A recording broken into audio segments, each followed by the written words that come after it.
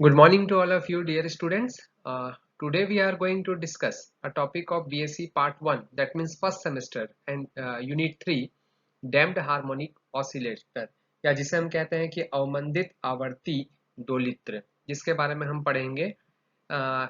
इससे पहले हमने बहुत सारी चीज़ें पढ़ी हैं, और ये सिंपल हार्मोनिक मोशन जो हमने पढ़ा है, उसके जो सुपरपोजिशन की हमने बात की, उसके अध्यारोपण की बात की है, उसी से संबंधित ये एक बहुत इंपॉर्टेंट टॉपिक है जिसका डेरिवेशन लगभग एग्जाम में पूछा जाता है। तो चलिए हम देखते हैं। First of all, what is free oscillation? मुक्त दोलन हम क्या किसे कहते हैं? जनरली व्यवहार में जो दोलन संभव नहीं होते, क्योंकि हमने देखा है क्लास 11th वगैरह में भी स्टूडेंट्स कि जब हम सिंपल पेंडुलम को क्या करते हैं, विक्षेपित करके छोड़ते हैं, डिफ्लेक्ट करके उसे छोड़ देते हैं, तो वो पेंडुलम जो होता है वो एक निश्चित समय के बाद वो रुक ही जाता है। इसका मतलब वहां पर भी कोई ना कोई ऑब्स्टेकल है, वो फ्री नहीं है। तो फ्री ऑसिलेशंस वो ऑसिलेशंस होते हैं जिसमें कोई भी ऑब्स्टेकल ना हो। The oscillations of the body with its own natural frequency and under no external influence other than the impulses.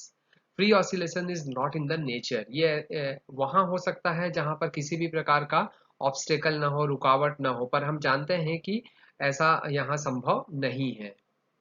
तो फिर क्या क्या फ्री ऑसिलेशंस नहीं हो सकते? तो फ्री ऑसिलेशंस नहीं हो सकते। जो ऑसिलेशंस होते हैं वो जनरली डैम्प्ड होते हैं।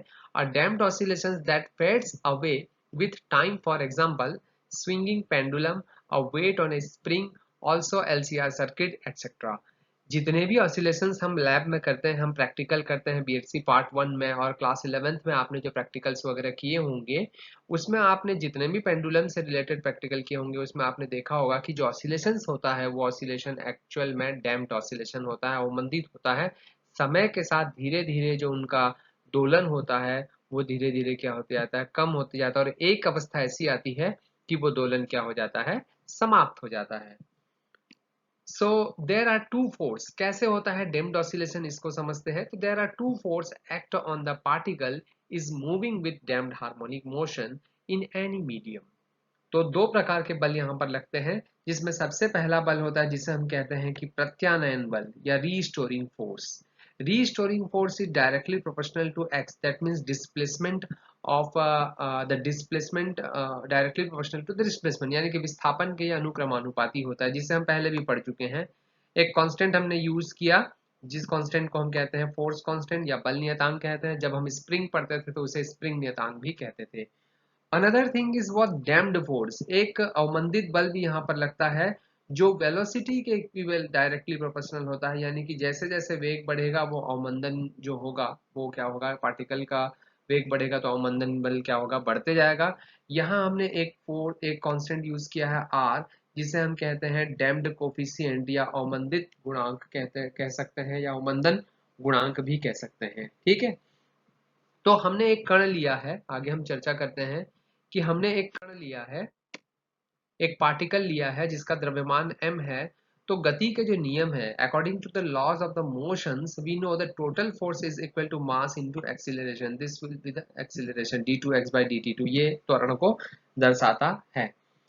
तो अगर हम अवमंदित आवर्ती दोलित्र गति का समीकरण निकालना चाहें तो वो समीकरण क्या होगा कि जो कुल बल था, now the total force is equal to what, the total force is equal to जो डैम्ड फोर्स एक लगा था हमारा वो, और जो रीस्टोरिंग फोर्स लगा था वो दोनों के इक्वल होगा, सम के इक्वल होगा। तो ये हमने एक इक्वेशन लिखा जो कि equation of damped harmonic oscillations का है।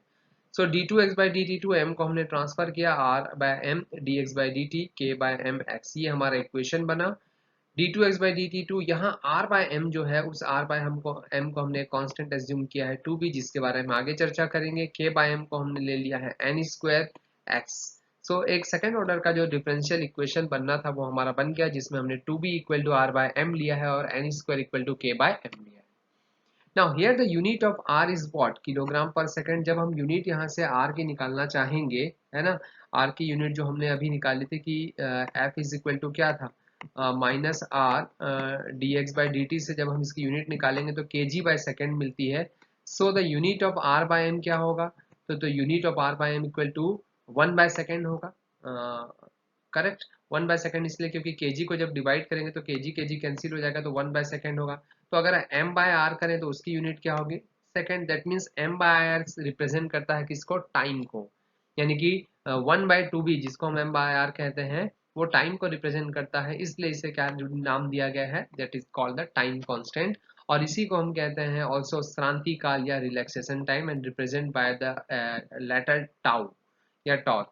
तो श्रांति काल क्या होता है अगर इसको हम समझना चाहें तो हम देख सकते हैं कि relaxation time in which the particle energy remains 1/e times its maximum energy. शांति काल उस समय के बराबर होता है जिसमें कण की जो ऊर्जा होती है वो अपनी अधिकतम ऊर्जा की 1/e गुनी 1/e की वैल्यू आप जानते हैं 2.71 होती है।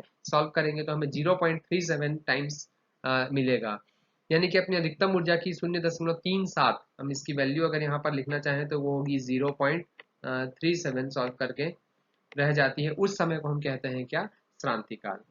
ठीक है। अब हमें अवमंदित गति जो हमारा समीकरण यहाँ पर बना हुआ है, ये जो इक्वेशन हमारा बना हुआ है, इस इक्वेशन का हमें सॉल्यूशन लेना है। Okay, let's go for it. Now d2x by dt2 plus 2b plus 2b into dx dt plus n square x equal to 0. The solution of the above equation is हमने assume किया x equal to a e to the power alpha t. अगर x a e to the power alpha t है तो dx by dt कर दीजिए तो alpha आपका बाहर आ जाएगा। ये आपका क्लियर हो गया। d2x लेना है तो अल्फा की जगह अल्फा स्क्वायर हो जाएगा। तो तीनों वैल्यू हमने फाइंड आउट कर ली। अब इस इक्वेशन नंबर 1 जो था उसमें हम इसे सब्स्टिट्यूट कर देते हैं, है ना। So a alpha square e to the power alpha t 2b, ठीक है, dx बाई dt की वैल्यू हमने पुट की, n स्क्वायर और x की वैल्यू पुट की।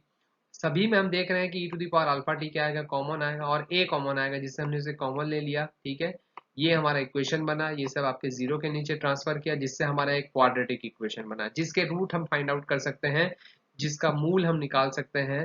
The root of the above equation is alpha is equal to minus B that mean minus B plus minus root of B square minus 4ac upon 2a का हमने formula लगाया है, ध्यान से देख सकते हैं। माइनस 2b है plus minus B square that means इसका स्क्वायर करेंगे 4b स्क्वायर होगा माइनस 4 इंटू ए की वैल्यू 1 है, c की वैल्यू n स्क्वायर है बाय 2 इंटू ए की वैल्यू 1 है। After solving we get this.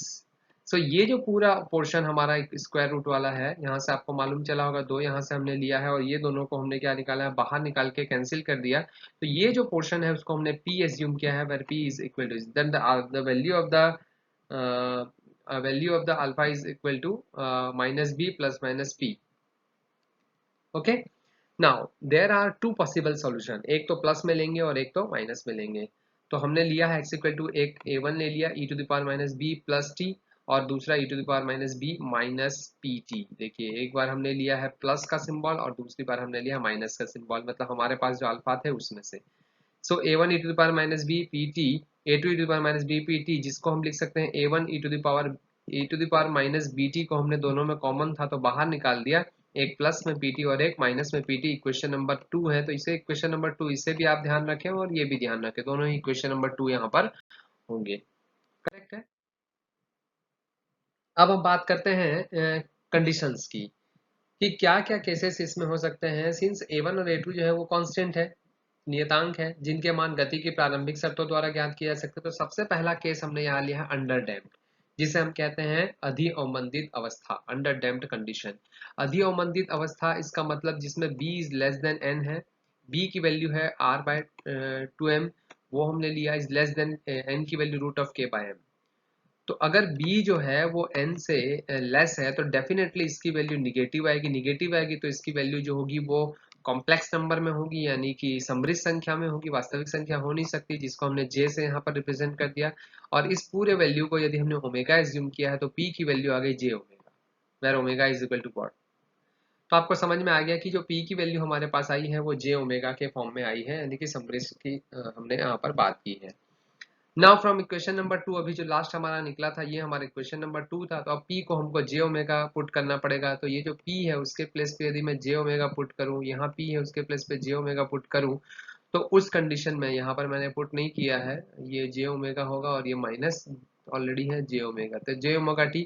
अब मैं इसे एक्सपेंड करूं तो आपको मालूम है कि e to the power i omega t का formula cos omega t, i sin omega t, तो j है तो cos omega t, j sin omega t, minus है तो ये माइनस के फॉर्म में आ जाएगा। ठीक है, अब a1 वाले पोर्शन को cos ओमेगा टी वाले पोर्शन को हमने सेपरेट किया और j A1 minus A2 sign omega T वाले पोर्शन को हमने सेपरेट किया, ये 2 बार ये लिखा गया है, एक ही बार है ना। ये इक्वेशन नंबर 3 हमारा बना हुआ है A1 प्लस A2 के फॉर्म में। अब हमने एज्यूम किया है here we take A1 plus A2 is equal to A0 sine phi, A0 sine phi, A1 minus A2 J के साथ जो है A0 कॉस फाई। अब इक्वेशन नंबर 3 में यदि हम ये पुट करते हैं तो A0 cos phi cos omega t plus A0 cos omega t cos phi sine omega t, यानी कि साइन A प्लस B का फॉर्मूला बन जाएगा, जो कि इस तरह यहाँ पर है। ये इक्वेशन शो करता है कि डैम्प्ड हार्मोनिक मोशन का इक्वेशन है, ये वाला इक्वेशन देख लीजिए।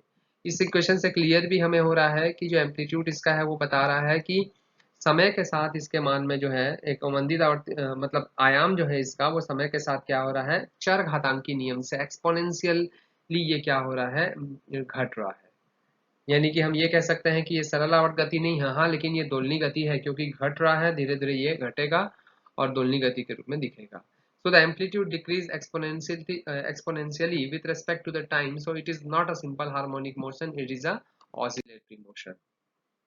So now ये हमारा एम्पलीट्यूड था जो कि घट रहा है, जिसको आप फिगर में देख सकते हैं। ये देखिए डिस्प्लेसमेंट और टाइम के बीच ये एम्पलीट्यूड धीरे धीरे धीरे धीरे धीरे धीरे, that is the actual damped oscillation का जो सिंबल जो स्टार्टिंग में भी मैंने यहाँ पर लिया था इस फिगर को, वही आपको यहाँ पर दिखाई दे रहा है डैम्प्ड ऑसिलेशन का सिंबल। ठीक है, फिर हम आगे बढ़ते हैं। केस 2 ओवर डैम्प्ड की बात करते हैं। जब b बहुत ज्यादा हो n से तो डेफिनेटली p जो होगा वो रियल होगा। ठीक है, अब इक्वेशन नंबर 2 जो है, उस इक्वेशन नंबर 2 में हमने यहाँ पर लिख दिया इक्वेशन नंबर 2 को, ये हमारे इक्वेशन नंबर 2 है। यदि p जो है वो b से लेस है, क्योंकि b का मान ज्यादा है और n का मान इस बार कम है, तो p की वैल्यू डेफिनेटली b से क्या होगी, कम होगी। So all the right hand quantities decrease exponentially with respect to time.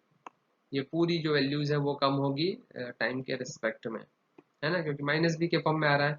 तो ये जो मोशंस होते हैं वो डेड बीट मोशन या रुद्रदोल अवस्था कहते हैं। आपने पढ़ा होगा रुद्रदोल धारामापी, यानी कि जिसमें दोलन अच्छे से नहीं हो पाते हैं, या जिसमें हम ये कह सकते हैं कि दोलन होते ही नहीं है, उसे हम कहते हैं रुद्रदोल की बात हम जब करते हैं। तो अति अवमंदित अवस्था में जब बी ग्रेटर होता है एन से, तो उस अवस्था को रुद्रदोल या अनावर्ती गति कहते हैं। इसका उपयोग जनरली हम डेड बीट गैल्वेनोमीटर यानी कि रुद्रदोल धारामापी में करते हैं। देखिए जिसमें समय के साथ विस्थापन लगातार जो हो रहा है वो एकदम तेजी से क्या हो जा रहा है, जीरो पर पहुंच रहा है। यहाँ एकदम तेजी से नहीं हो रहा था, यहाँ एकदम तेजी से हो रहा है।